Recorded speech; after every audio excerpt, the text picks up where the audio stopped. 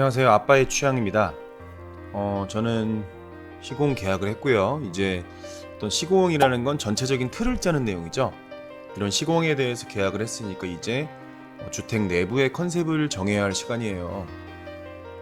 저의 경우에는 시공사의 견적 안에 가구에 대한 내용은 별도였어요. 그래서 시공사 미팅을 한 후에 가구업체와도 미팅을 하게 되었습니다. 제가 들어갈 집에 필요한 가구의 종류는 좀 많습니다.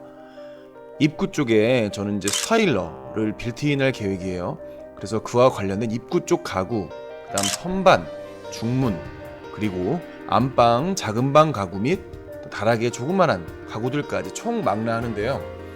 저 같은 경우는 식기세척기, 전기오븐, 냉장고 등과 같은 내용도 주방에 빌트인 또는 특히 냉장고는 키친핏으로 넣을 생각을 하니까 좀 믿고 맡길 수 있는 가구업체를 선정하면 좋겠다고 생각했는데 다행히 설계사님과 협의하에 정말 매우 마음에 두고 있었던 업체와 일하게 되었어요. 그런데 집에서 사용하는 가구 중에 현재 들고 갈 수 있는 가구, 이사를 할 때 들고 갈 수 있는 가구는 침대 1개, 그 다음 가전 쪽에서는 에어컨 2개, 세탁기, 건조기 정도일 듯 합니다. 처음에 저는 집에 있는 가구와 가전을 웬만하면 유지한 채 들고 가려고 했어요. 근데 그 내용이 정말 쉽지 않습니다. 그 이유는 가구를 들고 가려면 일단 기존에 내가 사용하는 가구와 가구의 사이즈에 맞게 집이 설계가 되어야 돼요. 예를 들어서 집에서 사용 중인 장롱을 가져가려면 장롱의 사이즈에 맞게 설계가 돼야 되고요. 내가 사용하고 있는 어떤 거실장이 들어가야 한다면 그 거실장에 적절하게 무언가가 진행이 돼야 됩니다. 근데 이런 부분은 설계자의 재량권이 많이 침해받는 부분이에요.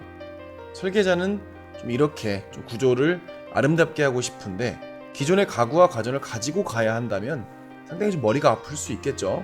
그래서 그런 측면에서 봤을 때 좀 예쁘고 아름다운 집을 짓는 측면에서 조금 그리 좋지 않았습니다. 저에게는. 또 뿐만 아니라 나만의 집에는 나만의 컬러가 있을 것이고요. 나만의 컨셉이 존재를 해야 됩니다. 하지만 현재 제가 가진 가구의 컨셉은 현재 살고 있는 집, 이 삶 속에서 필요에 따라 구입하였기 때문에 어떤 컬러와 형태가 비슷하지만 하나로 통일되지는 않아요. 예를 들어서 정장에 전투화를 주는 느낌? 그래서 어느 순간부터 저는 가구와 가전을 고집하지 않았습니다. 물론 금전적으로는 부담이에요. 그런데 금전적으로 부담이 되기 때문에 내가 살 집의 스타트를 난해하게 할 수 없는 노릇입니다. 이 부분에 대해서는 개인차가 있을 수 있습니다. 그러나 적어도 저의 결정은 그랬어요. 사실 이 전체적인 내용이 기성 제품에 비해서 금액적으로 부담이 되는 건 사실입니다. 수공비가 들어가잖아요.